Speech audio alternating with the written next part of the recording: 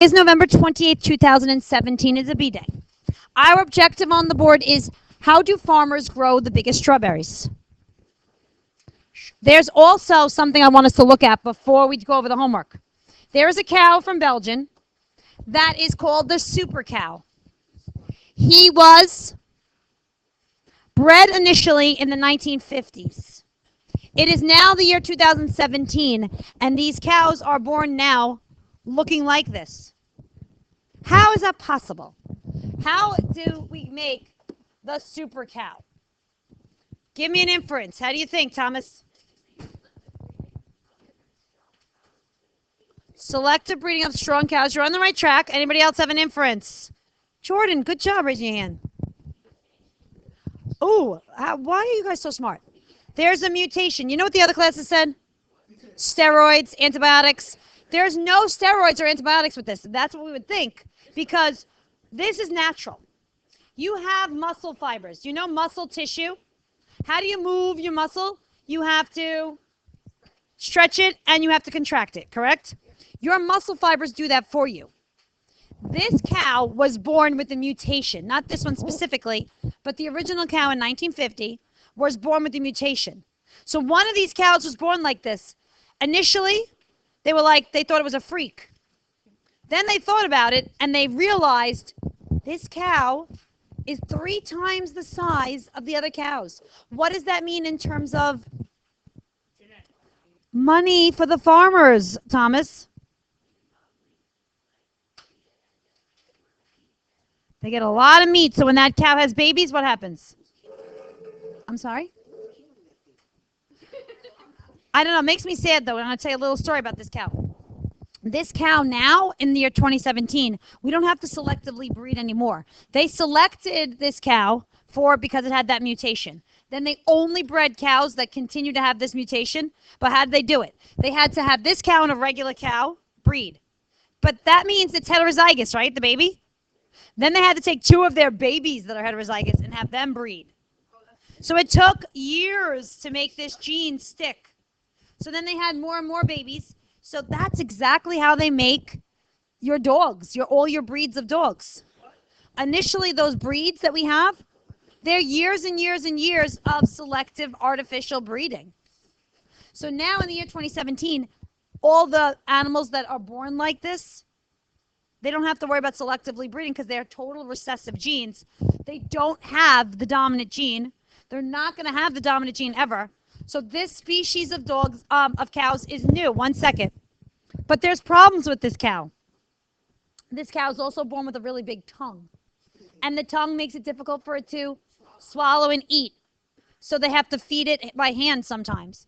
Or otherwise, they die early, very young age. They also have problems with their heart. Their heart, it's very stiff, their muscles.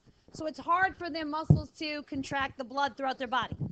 They also have problems with their respiratory system. It's difficult for them to breathe. So they have so many health problems. But when we continuously breed the same organisms, we keep the good and the bad. We did this also with chickens. There's no antibiotics in these chickens. Let's look at them. The corn as well. Bananas too. Let's look at the cows. We already saw. Chickens. The initial chicken in 1957 wasn't anything to look at. But it wasn't a very profitable chicken. There's hardly any meat on it. Over time, we kept breeding the bigger chickens. Now, farmers are a little bit selfish, and they're giving their chickens antibiotics, and they're giving them steroids. But here's what's happening. The reason why they were giving them antibiotics is because we bred this really big chicken, but it was getting really weak bones and frail because it was hard. It was very big. How do those little pencil legs hold them? Their bones are very frail. So they weren't, because they're not able to thrive and grow up to be the age where they needed to sell them. They would stay small because they're 56 days old here. They wouldn't be able to grow big enough for us to sell them because they wouldn't be able to support themselves. So there are good things and there are bad things. We're going to read a little article, but first I want to go over our homework. So go to page 12 and let's look at this mutation. This original mutation happened in what state? Raise your hand. We already did. What is the state, excuse me, There we go. That this mutation appeared, Brianna, in Kentucky. And the same thing happens. Kentucky's rural. What does that mean? It's country, it's farm. People are not spreading out. They stay in their small town and they live there. And they find their mates there. So they contained this mutation. It didn't spread across the United States. It stayed here. If one of these kids decided to go and move to a different state, it would take several decades for us to see the mutation spread throughout the United States. Could this mutation spread throughout the United States? Or maybe could this gene spread? Yes. Because these people would have to move. All right. So let's label the generations before we start. Okay, it's on page 12. Label the generations. What's this generation called? F1. Good job, Marcel. What's this generation called? F2. Thank you. Emerson, the last generation is F3. So there are 3 different generations of people. We start from the top. There's actually 2 families here. These 2 people got married and have children. These 2 people got married and had children. And then their children got married and had children.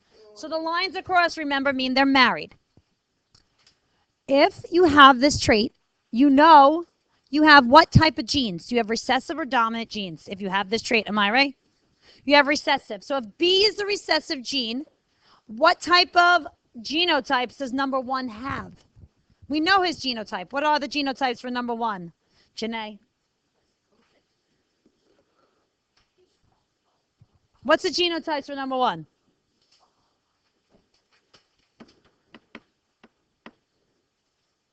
Can't hear you.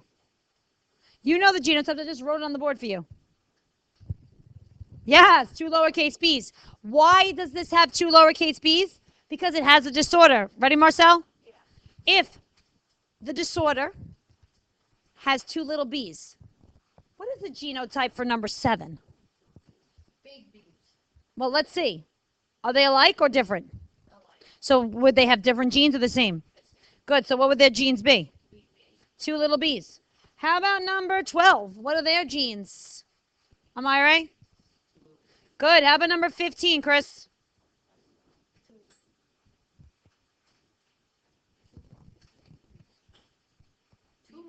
2 little b's. If it's recessive, you have to get 2 genes. Now, we talked about this yesterday. What if you only had one of the traits, one of the genes? You don't have the trait, you only have 1 gene, Zakai. What are you called? Carrier. Yes, you are a carrier. So, let's go backwards. Let's go to number 15. Where do you get your genes from? All of your genes, G, come from whom? Your parents. Who are 15's parents? 15's parents. This is the child. Who is number 15's parents? 8 and 9. So number 15 got a little b from number 9 and also a little b from number 8. 8 and 9. So that means we're going to color in one side. 8 and 9 were not colored in, so we know they don't have the trait, so therefore they are carriers. So their other gene is going to be big B. Carriers are always, are they heterozygous or homozygous? Carriers are always what? Are they heterozygous or homozygous? Good job, Jordan. They are heterozygous because they have what? They have what, Stefania? They have 1 big B and 1 small b. They have to have 2 different traits. 2 different genes, rather. If you're a carrier, the dominant gene always shows. You have to change these to B's. Pay attention. When number 7, let's do number 12. Number 12 gets this disorder. They got 1 B from their mom and 1 from their dad. So let's look. 1 B from their mom, 1 from their dad. Let's go backwards. Who are their parents? 3 and 4, Natalie. We get 1 from the mom, 1 from the dad. What are their genotypes? Everybody needs to be shading this in on their paper. What are the genotypes of 3 and 4, Zaria? Good. They are heterozygous too. They are carriers. Number 7. gets their genes from their parents.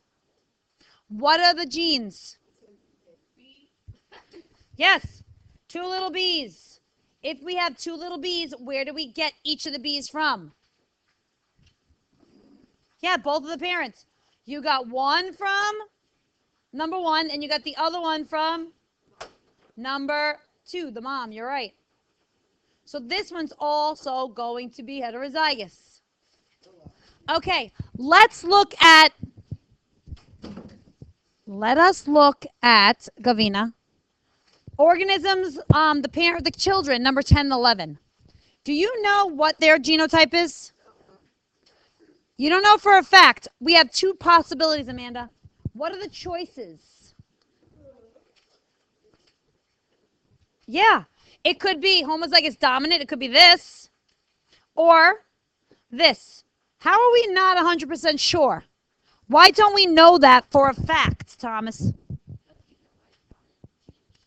Exactly. You only need one dominant gene. So I don't know if they have one dominant or if they have two, because all it takes is one dominant gene to show the trait. Trait, take. That doesn't rhyme. I was going to think of a song. All it takes is one gene to show the trait. One dominant gene to show the trait. I'll think of something, and you'll like it. No. Okay, this one too. Big B, or big B, little b. How about these two guys? Do we know what they are? Do we know 14? We don't, because they have an option of big B, or big B, little b. But number 5 and 6, I would bet my life on. Why? No. Why am I betting my life on 5 and 6? Why can I be certain that I know the genotype of 5, Jordan? Yeah. Parent number 1 can only give a little b. That's the only thing they can give. If parent number 2 gave a little b also, they would be completely what? Black. They're white, so we know that they have the hidden gene, and therefore they are what, Zaria? Carriers. What about number 6? Do you know what they are? Natasha, what is number 6? How do you know? Exactly. Daddy gave me a little b, and that's what I get. Mom gave me a big B because I'm not showing the trait. But my brother has the disorder because he got one from the mommy, and he got one from the daddy. Is it illegal to make people have to go to, like, I don't know, wherever they find to know what they have, like, what genes they have? Ethically, it's not, you don't do that. Because it's actually for well-being. Well, this is what happens when, I want to show you something.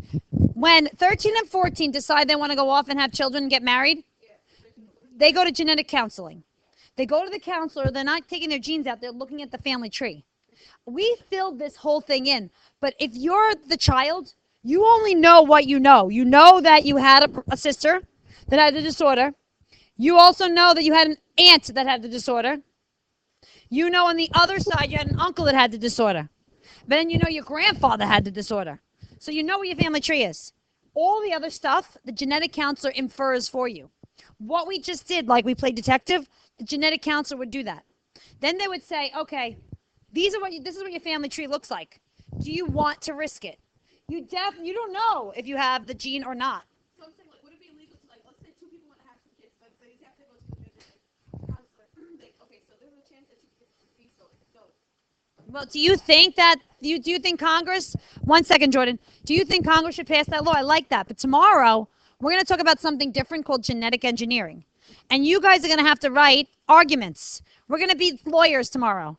You're going to fight for it. And whoever has the best argument is going to win. You have to convince the whole class that your argument is the best argument.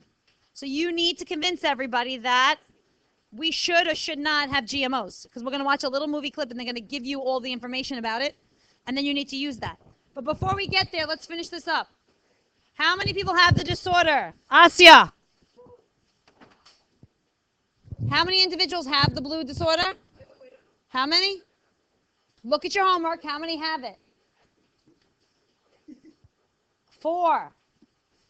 The parents of 3 and 4 are heterozygous because they're carriers. So therefore, they have what probability or what chance of having a child, Brandon, with the disorder? This is what your homework should have looked like. What is the probability? 25%. Thank you. If number 15 marries a normal homozygous dominant male, he doesn't have the disorder. Will they give the disorder to any of their children? No, but they made all of their kids what, Brianna? Carriers. So now these kids know for a fact they're carriers. It would be helpful to know the other spouse if they're not or that they are. They might if their spouse has the gene. So with sexual reproduction, you don't necessarily weed out the weak genes, you hide them for a little while. They're not completely gone, they come back. But if the gene is debilitating enough, like Tay-Sachs, it pretty much gets hidden because the only way you can get it is if both of the parents are carriers. So it's not as prevalent as if this disorder, you can live through it. You can pass it on easily because there's more recessive homozygous people. Yes, Natalie? True. Zakai? Yes. No, you're not going to the bathroom. Amire? There's not that many of them. But he was on Oprah, I think. The man was on Oprah. I don't know. At the end of the class, I will get there for you. All right. So, shh. Ready? What kind of repulsive animals have hunting partners, competition, and for companionship? Just like with other objects we value, we look for ways to make the animals we work with and live with better. Consider the case of domesticated dogs. All of the different pure breeds we see today were created through artificial selection. We know that purebred dogs win shows, but does their beauty come at a cost to their overall health? The disadvantage is that because there's a lot of close breeding of animals that are fairly related to one another, you can get doubling up of recessive genes, and sometimes you can get various kinds of medical problems. So one of the most dire problems right now is with the Cavalier Spaniel, which has syringomyelia, which is essentially a brain case that is too small for the brain, and it causes all kinds of neurological problems. Listen about this. Pain. They're in a lot of pain. Dog shows with this condition. They win dog shows, but they're in so much pain because of their beauty. People want to continue to breed them. For a dog What's a that is healthier not a dog? purebred. That's a hybrid. A mutt. Any combination of Purebreds have always in terms have of upside, issues. there's pretty much every single conceivable upside. There are very few recessive genes. You generally have. There are very few recessive genes in a mutt. The other thing is that mutts, if you acquire them from something like an animal shelter, you're actually doing good.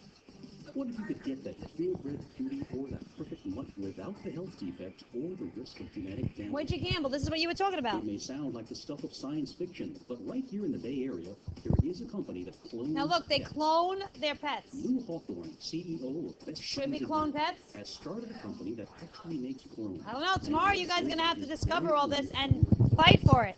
The first dogs ever cloned commercially were these right here. We cloned 4 copies of my family dog, Missy, who died in 2002 at the age of 15. And the eldest is Mira right here, who's my personal pet. We've since announced the Best Friends Again program, which has sold by auction 5 cloning slots to the general public. We're in the process of fulfilling those orders. We've either delivered or have births for all 5. Of course, the concept of cloning is not without controversy. Watch, listen. People relate a lot to the science of genetic and Okay, the science of it. 1 out of every 100 come out accurately. The 99, what are we going to do with them? Oh, we're going to throw them away? They might just be sick. They might not. They might be deformed. When a baby is born deformed, do we throw it away? No. Do we? But why do we treat animals differently? Why, Jordan? engineering. Oh, sorry. Why do we treat them differently? They're not protected by the Constitution like we are. They're not intellectually as developed as us, and they can't fight for their rights. Exactly. They don't have a voice. So that we have to be their voice. So tomorrow you're going to tell me if you think this is ethical or not. Let's finish the rest of this. But also go beyond that. Right now, genetic engineering is a highly unpredictable science. It's very experimental, and in most animals, you're talking about 99% of experiments failing. 99% of the experiments fail. Animals who are diseased, have deformities, have Disease, deformities, major health But is problems. the general concept of cloning all bad? I think a common perception of cloning is off because of Jurassic Park. We've been doing cloning since the 30s, 40s, and 50s of cells. Dolly was cloned in 1995, I believe, and she died at like 5 or 6 years old, which was premature, but not, it was too expired, not anything to do with cloning. The argument that cloning produces a lot of organisms that are mutants and have to be put down, I think is false. Very few cases, either the clone works or it doesn't. When it comes to dogs, some argue that mutts provide a hybrid vigor and thus a healthier pet. So what if you have the perfect mixed breed pet and want another one? The only way to reproduce a spayed or neutered mutt is by cloning. In a sense, when you own a mutt that resonates with your aesthetics and your lifestyle, you own a breed of one. You own the only instance of that breed. So And then you spend all your money to clone your dog. But I'd rather spend money. I mean, I love the dogs, but I have children that I want to raise to be very. I don't know if this is going to benefit society unless you don't have children, because they do. What do they say about dogs? They make you live longer. They give you a companion. They're not going to stay out all night and crash your car, and you don't have to worry about them, right? If they're your dogs, they're going to stay home, and you're going to be able to know where they are. They might, but you're going to teach them well. Okay, what we're going to do is go back to this paper that I gave you. It says selective breeding on the top. I want you to star the last sentence on the first page. We're starting there. Well, I was going to let you guys read with your partners. Would you like that? Yeah. All right, how many people would like to read with their partner? Or how many people would like to read with a whole class? Okay, so if you want to read as a whole class, raise your hand. If you want to read with the partner, raise your hand. We're half and half. I don't know what to do. All right. It looks like we're reading partners. Here's the problem. If you feel like the person that you selected is not a strong enough disciplined person, read by yourself. You don't want anybody else to bring you down. Select your partner positively. Select for the most desired traits. Go. Start at the last sentence. That's where you start.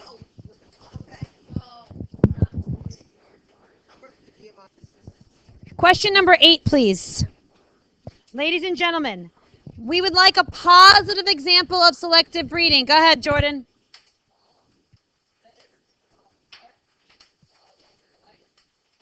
They actually don't have longer life, but they can. Why do we breed chickens? Because we can get how many eggs? 300 eggs. We can also get a lot more meat. But what happens to these chickens after a while? Yes, they burn out quickly and they die early because they can't support their bodies. Chickens end up, the negative part is that if they lay one egg a day, it makes their bones brittle. If they are too big, their meat, their bodies grow so fast that they have skinny legs, they can't support them. So us doing all this stuff to benefit us, do we think about the welfare of the animal? I have a lot of friends that are vegans, and they're so against how we treat animals. They don't agree with how we raise them and how we're genetically engineering them or we're selectively breeding them. They do not believe that any of this is okay. Yes, sir?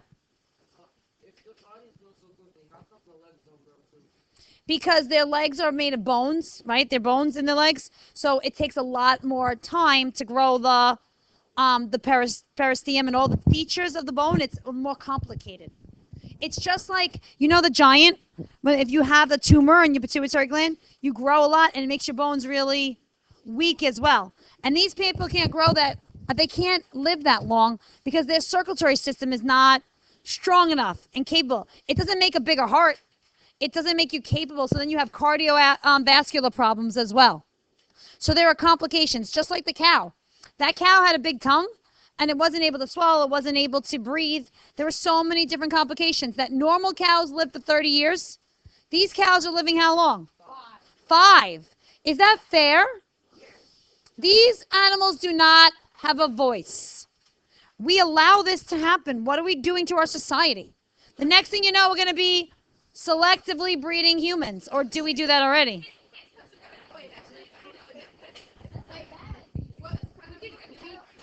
It is a bad idea, but do we do that already? Some cultures do. Some cultures say, this is the person you're going to marry. Shh. Okay. I would like to hear from Josh. I'm going to terminate this, though.